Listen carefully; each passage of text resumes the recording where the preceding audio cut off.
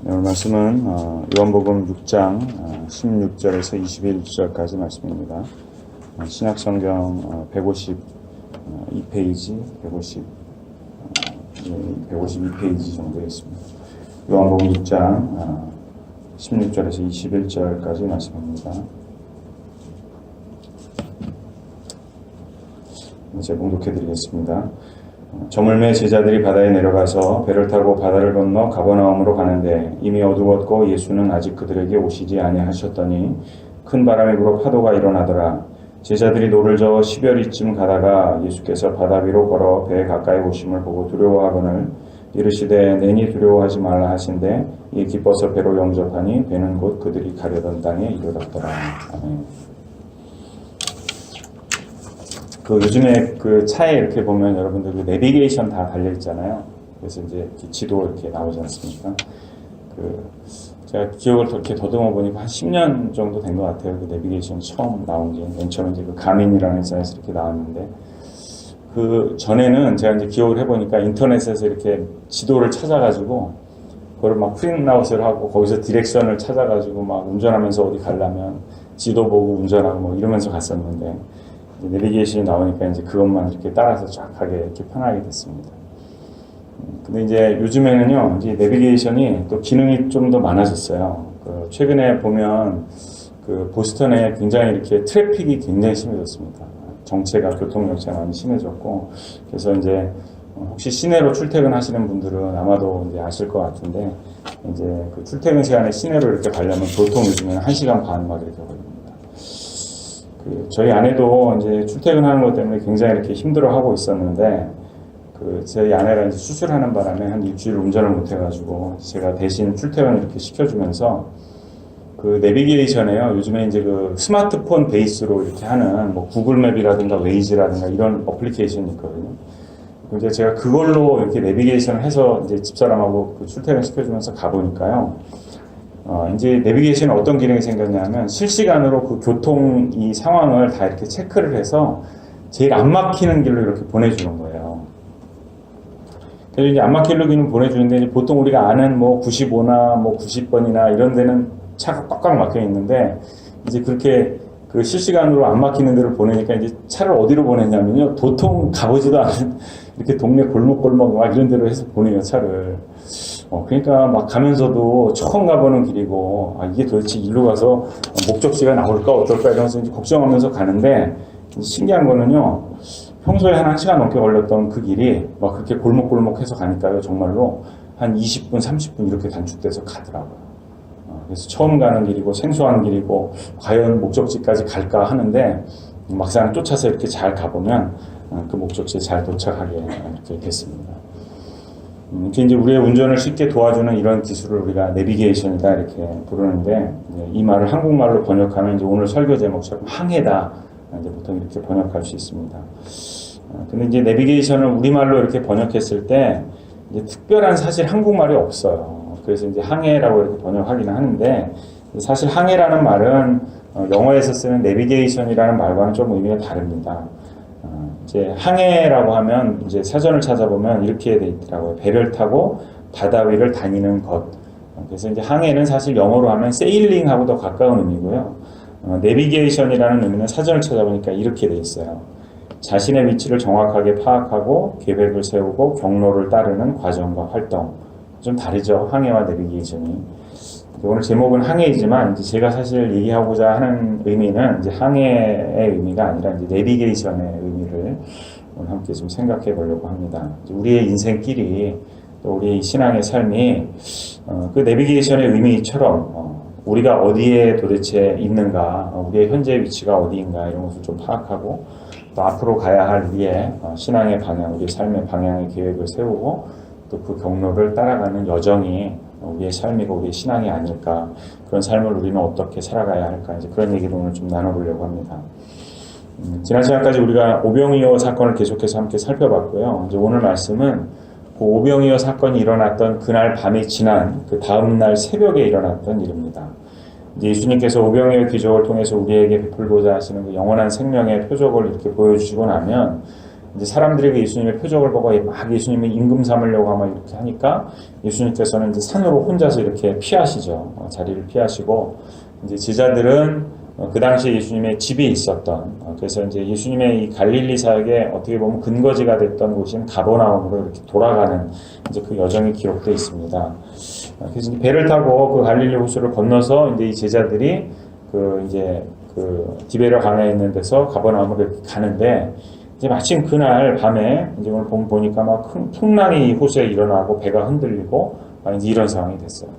그래서 제자들이 막 두려움에 떨고 있는데 그때 예수님께서 무리를 막 걸어서 이제 배로 다가오시고 제자들이 처음에는 두려워했는데 예수님의 것을 알게 되고 나서 기쁨으로 예수님을 배 위에 영접하고 그러고 났더니 이제는 배가 그들이 가려고 했던 땅에 이르렀다 이제 이렇게 오늘 기록하고 있습니다. 이제 말씀 묵상하는데요. 우리가 보통 이야기하는 복음의 진리가 이 짧은 사건 속에 참 굉장히 이렇게 비슷한 모습으로 선명한 모습으로 드러나 있다 이런 생각이 듭니다. 풍랑이 있는 바다를 항해하는 모습이 마치 이제 우리 인생 같은 거예요. 우리 인생도 때때로 막 높은 파도가 밀려오고 그래서 우리를 두렵게 하고 파도 때문에 배가 마치 이렇게 자기가 가고 싶은 방향으로 나아갈 수 없는 것처럼 우리 인생도 우리가 생각하는 우리의 목적과 방향을 향해서 마음대로 움직여주지 않는 그래서 참 두려운 우리의 인생과도 같은 모습이 바로 이 제자들이 항해하는 이 배가 아닌가 이런 생각이 좀 들고요. 자 이제 그런 마음처럼 가지 않는 그 배, 그 파도의 한복판을 예수님께서 막 걸어오시죠. 이 모습도 그 파도가 일고 비바람이 몰아치는 그 바다 한복판을 예수님이 걸어오시는 그 일을 이렇게 생각해 보니까 이게 불가능한 일이잖아요. 할 수 없는 일이고 막 파도가 치는 그 바다를 건너서 예수님께서 제자들을 향해서 가실 이유가 아무것도 없잖아요. 우리의 인생도 예수님께서 우리를 향해서 오실 이유가 아무것도 없잖아요. 그럼에도 불구하고 예수님께서 나다 두려워하지 말라 이렇게 하시면서 우리에게 다가오시는 그 모습하고 참 닮았다 이런 생각이 또 들고요. 그리고 그분을 우리가 기쁨으로 우리의 구주로 영접하지 않습니까? 그 모습도 제자들이 예수님을 기뻐 맞았던 모습과 비슷하고요. 또 그렇게 예수님께서 올라타셨던 그 배, 또 우리가 함께 탄 이 배, 예수님과 동행하는 우리의 삶이 제자들이 그 배를 계속해서 항해해서 목적지에 도착한 것처럼 우리도 예수님께서 우리를 이르게 하실 우리의 최종 목적지, 바로 그 구원의 종착역을 향해서 나아가게 되고 또 그곳에 도착하게 되는 그런 우리의 인생의 모습과 참 닮았다 이런 생각이 듭니다. 이 짧은 이제 이야기를요, 이제 아까 그 내비게이션은 어떤 의미인가 하는 것을 생각해 봤는데, 이제 그 의미로 우리가 좀 이렇게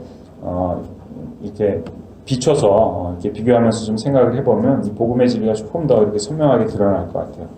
아까 내비게이션의 의미를 살펴봤을 때 가장 먼저 나왔던 의미가 뭐였냐면, 자신의 위치가 어디인가를 정확하게 파악하는 게 내비게이션의 의미다, 이렇게 얘기했거든요, 사전에서. 오늘 제자들도 비슷합니다. 풍랑 가운데 있을 때, 그들이 가장 먼저 자각하고 확인한 게 뭐였냐면요. 두려움이었어요. 제자들이 스스로 느꼈던 것, 두려움. 그 두려움은 다른 말로 하면 그 풍랑 가운데서 자기들이 할 수 있는 일이 아무것도 없었다는 겁니다. 그러니까, 풍랑이 일고 뭔가 막 배가 좌초될 것 같고 막 그런 어려움과 고난이 있는데 그런 과정 가운데서 제자들이 가장 먼저 깨달은 것은 뭐냐면, 이 문제 앞에서 나는 할 수 있는 아무런 능력이 없구나 하는 것을 깨달았다는 거예요. 그리고 여러분 복음도 비슷하고 비슷한 게 아니라 똑같습니다. 우리가 복음의 진리 앞에 서기 위해서 가장 먼저 해야 될 일이 뭘까 가만 생각해 보면 그것은 뭐냐면 우리 자신의 모습을 자각하는 겁니다. 내가 죄 앞에서 할 수 있는 것이 아무것도 없구나. 내가 죄의 문제를 가지고 있는데 이 죄의 문제를 해결할 수 있는 아무런 능력이 나에게는 없구나. 그런 무력한 나의 모습, 무능한 나의 모습을 자각하고 확인하는 것. 바로 나의 위치, 나의 실체, 나의 무능함이 무엇인가 확인하는 것으로부터 이 항해가 시작되고 우리 인생의 여정도 시작된다는 거죠. 자, 그리고 나서 내비게이션이 뭐라는가 하면 계획을 세운다 이렇게 또 얘기했어요. 어디로 가야 하는가? 지금 이 상황에서 뭘 해야 하는가? 이제 그런 역할을 하는 것이 내비게이션인데, 이것도 이제 좀 다른 표현으로 우리가 생각해 보면, 계획을 세운다, 길을 찾고 방법을 찾는다, 그것을 위해서는 어떤 동기 혹은 매개가 좀 있어야 된다는 거죠. 우리가 오병이어의 사건을 다루면서도 계속해서 뭘 따져봤었냐면 어디에서 또 어떻게라는 그 차이에 대해서 살펴봤어요. 제자들은 계속해서 어떻게라고 하는 방법을 찾았지만 예수님은 그 방법은 내가 가지고 있으니 너희들은 어떻게라고 하는 방법이 아니라 그 방법을 어디에서 누구로부터 찾을 것인가 그것을 고민해야 하지 않겠냐. 이제 그런 제자들과 예수님의 생각의 차이가 있었는데 바로 이제 그런 거죠. 내가 아무것도 할 수 없는 상황이에요. 도대체 해결과 해답을 찾을 수 없는 그때 그러면 나는 도대체 어디에서 해답을 찾을 것인가? 어디에서 방도를 구할 것인가? 그때 누가 나타납니까? 그때 예수님께서 나타나시더라는 거예요. 바다를 걸어서 나다 두려워하지 말라. 제자들의 방편이 되셨고 또 우리의 인생길에서도 우리에게 계획이 되시는 유일하신 주님 그 예수 그리스도를 우리가 발견하고 만나고 그분을 영접하는 그것이 바로 이 항해의 계획의 일부분이 된다는 것이죠. 그래서 우리가 죄 앞에서 무능력하고 무능한 우리들의 모습을 자각했을 때 그래서 그러면 이 문제를 우리는 어떻게 해결할까? 바로 우리의 구주가 되시는 예수 그리스도 그분밖에 없다. 그분을 영접하는 이것이 바로 이 항해 내비게이션의 두 번째 의미이자 또 과정으로 우리가 생각해 볼 수 있습니다. 그리고 이제 마지막으로 내비게이션의 정의는 경로를 따라서 가는 과정과 활동이다. 이제 그렇게 얘기했어요. 이제는 나의 계획이 되신 예수님, 그분을 따라서 가는 거죠. 그래서 예수님을 기쁨으로 영접했던 제자들이 예수님하고 같이 배를 이렇게 항해해서 가지 않습니까? 그랬더니 정말로 배가 곧 목적하는 그 땅에 이르렀다 하는 것과 마찬가지로 복음도 똑같다는 거예요. 우리의 계획이 되신 그 예수 그리스도를 우리가 기쁨으로 영접하고 그분을 따라서 우리가 살다 보니까 그러면 우리는 그 목적의 땅에 그 구원의 종착역에 이룰 수 있게 된다 하는 것이죠. 자, 이제 이렇게 우리가 그 내비게이션이라는 의미하고 이제 이 제자들의 항해와 복음이라고 하는 것을 이렇게 맞춰가지고 생각해 보면 비슷하죠. 잘 맞아지죠. 그리고 그것이 막 그렇게 어렵고 복잡한 것이 아니라 굉장히 간단하고 심플하기도 하고요. 정말 그 항해 또 우리의 신앙의 여정이 굉장히 닮은 모습을 하고 있습니다. 자, 이제 그것이 바로 이 제자들의 갈릴리 항해였고요. 또 우리의 인생의 여정이기도 하고 또 복음의 진리이기도 합니다. 자, 그런데 이제 우리가 이렇게 이제 의미를 따져서 생각해 보면 간단하잖아요. 이게 뭐 그렇게 복잡하지 않잖아요. 이해 안 되는 사람은 없잖아요. 그런데 이제 이해는 되는데 이것을 우리가 실질적으로 우리의 삶에서 정말로 그러면 예수님 그렇게 영접하고 예수 믿고 살고 예수님을 따라서 사는 것이 쉽습니까? 이렇게 물어보면 우리가 거기에 쉽습니다 이렇게 대답하기 쉽나요? 그렇지 않죠. 예수 믿고 사는 게 쉬워요 이렇게 물어봤을 때 쉽습니다 이렇게 대답할 수 있는 사람이 실제로는 많지 않습니다. 그리고 그 복음의 진리 앞에서 우리가 순종하고 복종하고 사는 그 일이 실제로 어렵습니다. 예수님 믿고 우리가 예수님을 나의 계획으로 나의 방편으로 인정하고 그분과 동행하고 그분의 이끌어 주시는 대로 살아가는 그 일이요 힘들어요. 이렇게 우리가 말로 하는 것처럼 쉽지 않습니다. 하면서 우리가 지치기도 하고요. 하다가 막 시험도 들고요. 하다가 마음도 아프고 몸도 상하기도 하고요. 하다가 상처받기도 하고 결코 이 길이 순탄하지 않습니다. 오늘 제자들의 항해를 보면요. 예수님 영접하고 배에 예수님을 딱 모셨더니 곧 그러니까 바로 금방 배가 목적지에 도착했다 이렇게 얘기하잖아요. 그런데 희한해요. 왜 우리의 인생은 안 그런가? 그렇지 않은가 하는 거죠. 왜 우리의 인생은 이렇게 복잡할까? 우리의 인생은 쉽지 않을까? 왜 우리의 인생은 우리의 신앙의 여정은 이렇게 험로 같고 아프고 힘들까? 왜 그럴까요? 이제 이 같은 사건이 요한복음에만 있는 것이 아니고요. 마태복음에도 기록이 되어 있고 마가복음에도 기록이 되어 있습니다. 근데 이제 그 다른 복음서에 있는 내용들을 함께 좀 읽어보면 우리가 이제 이 항해를 통해서 이 여정을 통해서 하게 되는 이런 현실적인 고민을 우리가 조금 이해할 수 있는 그런 단서들이 좀 있습니다. 우선 마태복음을 보면요. 이제 예수님께서 이렇게 막 배로 이렇게 그 풍랑 가운데 물 위로 막 걸어오시면 누가 벌떡 일어났냐면 베드로가 벌떡 일어나요. 그래서 예수님을 보고 예수님 맞으시면 저도 오라고 물로 걸어오라고 좀 해보시면 저도 걸어가겠습니다. 그리고 예수님이 오라가니까 정말로 베드로가 천봉 물속에 들어가서 막 물 위를 걸어가죠. 근데 걸어가다가 베드로에게 어떤 일이 생기냐면요. 근데 여전히 막 비바람이 몰아치고 광풍이 몰아치는 그 갈릴리 바다 한복판에 있잖아요. 근데 주변을 돌아보니까 막 그 바람을 부는 걸 막 보니까 무섭거든요. 마음에 막 두려움이 생기고 것을 바라보니까 어떻게 되냐면 점점 베드로가 막 물속으로 빠져 들어가요. 그러니까 예수님께서 그런 베드로를 보고 그때 뭐라 그러시냐면 베드로한테 믿음이 적은 자여 왜 의심하느냐 이렇게 예수님께서 물어보세요. 그리고 이제 마가복음에 또 가보면요. 제자들이 예수님을 영접해서 예수님께서 배에 오르셨어요. 그러니까 이제 어떤 일이 일어나냐면 막 광풍이 치고 막 비바람이 치고 난리가 났었는데 이 갈릴리 호수가 잔잔해지는 거예요. 자, 그러니까 그때 그 잔잔해지는 이 일을 보았던 그 배에 타고 있던 제자들이 어떤 생각을 했냐면 속으로 마가복음에 보면 이 일에 놀랐다 이렇게 기록돼요. 근데 이제 놀랐다는 표현이요. 어떤 그 예수님을 향한 경이로운 마음을 얘기하는 게 아니고요. 어떤 의심의 마음. 아니 저 사람 뭔데? 저분이 누구시길래 이런 일을 하지? 하는 그런 믿음이라기보다는 어떤 의구심, 좀 미숙한 어떤 불신의 마음, 이제 이런 거였어요. 그래서 마가가 그때 이 제자들의 마음을 뭐라고 거기에 기록하고 있냐면 저희가 그 떡 떼시던 일을 깨닫지 못하고 도리어 그 마음이 둔하여졌습니다. 이렇게 기록합니다. 자, 우리가 예수님하고 함께 동행하고 있어요. 예수님께서 우리의 이 인생의 항로를 책임지고 그분이 우리의 운전대를 잡고 함께 가고 있어요. 그런데 여러분 왜 힘들죠? 왜 두렵죠? 왜 자꾸 우리가 아프기도 하고 쓰러지기도 하죠? 우리도 이 제자들과 베드로와 동일한 이유를 가지고 있다는 거예요. 우리가 전적으로 예수님을 신뢰하고 있지 못하기 때문에 우리는 자주 힘들고요. 또 때로 병들기도 하고요. 아프고 지치고 쓰러지기도 하고 두렵기도 하다는 거예요.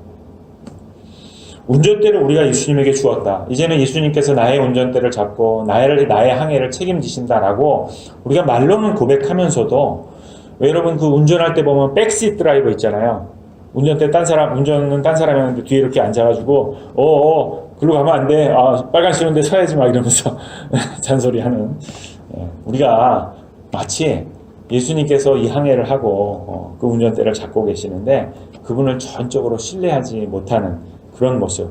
그래서 여전히 그 나의 인생의 항로를 책임지시는 그 예수님을 내가 바라보고는 있는데 바라보고 있으면서도 동시에 불편해하고 불안해하고 또 때로는 예수님이 하시는 그 길이 내가 생각하고 내가 계획했던 방향이 아니니까 운전대 예수님 잡고 있는데 자꾸 내 손도 그 운전대 위에 이렇게 겹쳐지는 거예요. 그래서 내 생각, 내 마음, 내 계획, 내 의지대로 막 가려고 막 애쓰는 그런 모습이 우리에게 있을 때 그러면 그때 우리는 실패하기도 하고 쓰러지기도 하고 시험에 들고 상처하고 그렇게 된다는 거예요. 근데 이제 그러면서 또 우리는 또 뭐라고 얘기하냐면요. 주님, 내가 주님 뜻대로 살려고 그렇게 애를 썼는데 왜 이렇게 힘듭니까? 이렇게 투념하고 불평하죠. 사실은 예수님 손 위에 제 손을 쫙 얹어가지고 막 내 맘대로 이렇게 운전대를 잡아놓고 주님 뜻대로 살기로 했는데 이러면서 불평하기도 합니다.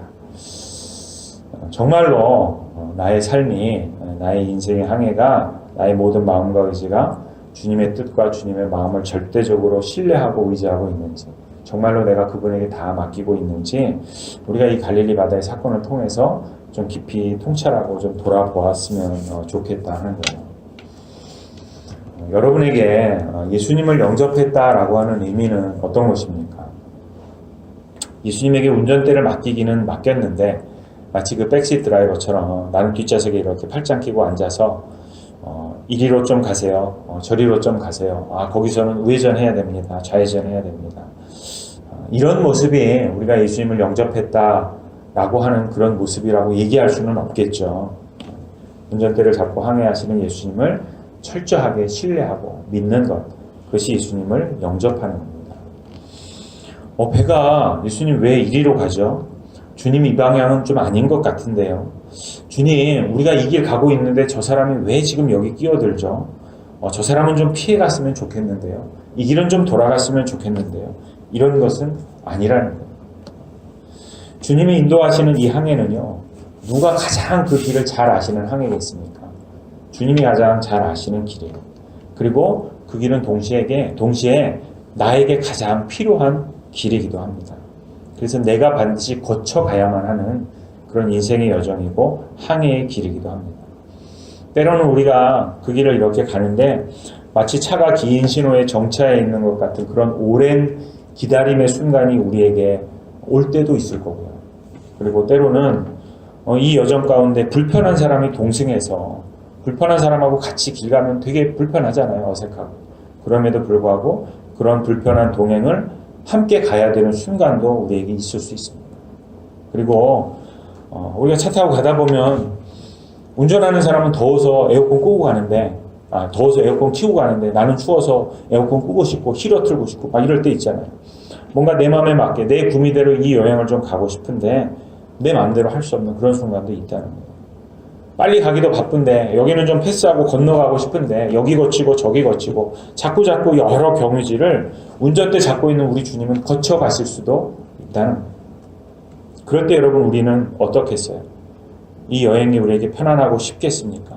즐거운 여행이겠습니까? 아닐 수 있다는 거예요.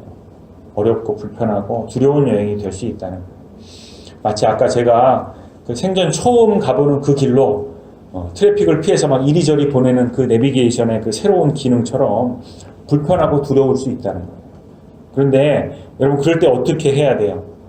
그 여행, 그 내비게이션 꺼버려야 됩니까? 포기해야 됩니까? 예수님하고 이제 같이 안 가 이렇게 해야 될까요? 그럴 수 없잖아요. 어떻게 해야 되겠습니까? 이 여행이 즐겁고 편안한 여행이 되는 단 한 가지의 방법은요. 뭐냐 하면 그냥 신뢰하는 거예요. 예수님을 신뢰하는 거고 그 내비게이션을 믿고 그것이 가라고 하는 그 길로 가는 겁니다.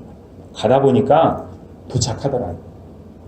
우리의 인생의 여정이 나의 항해의 운전자가 되시는 그 주님을 철저히 신뢰하고 믿고 가다 보면 우리는 이 여행을 편안하고 안전하고 기쁘게 누릴 수 있는 그런 방법을 찾게 되는 것이고 동시에 그 믿음이 있을 때 우리는 이 여행을 넉넉하게 그리고 가다 보면 결국에는 주께서 우리를 인도하게 되실 그 목적지에 도착하게 된다는 겁니다.